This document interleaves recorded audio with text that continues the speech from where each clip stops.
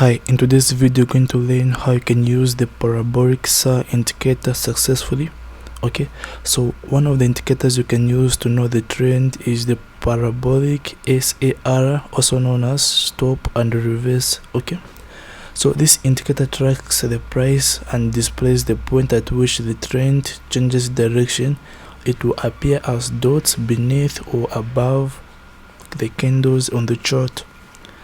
So the goal of this video is to help you with the required information on how you can configure and utilize this indicator successfully by avoiding unnecessary losses while using it. Okay, so how do you trade using the Parabolic SAR indicator? Well, there's an uptrend when the dots under the candlesticks are visible, and there's usually a downtrend when the dots above the candlesticks are shown.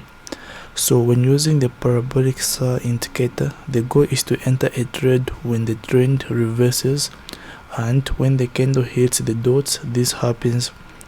So when the dots are below the candles and the price chart is an uptrend, you should wait until the Parabolic SAR crosses the price chart.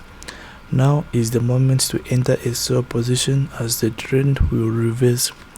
When there is a downtrend and the dots are above the candles, on the other hand, you should wait until it crosses the price chart before entering a buy position.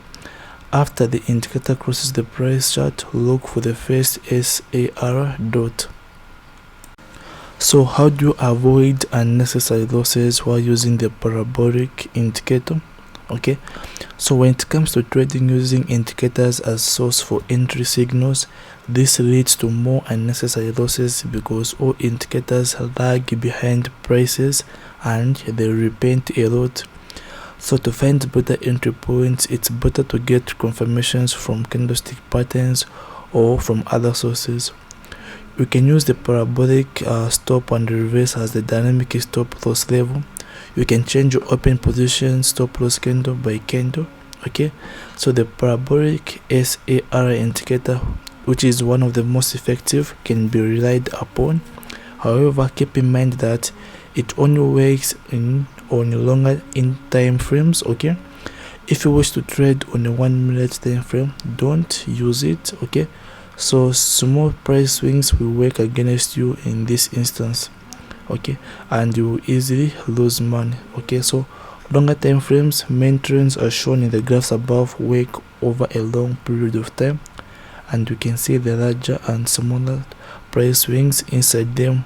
As a result, you should opt for lengthier or higher time frames.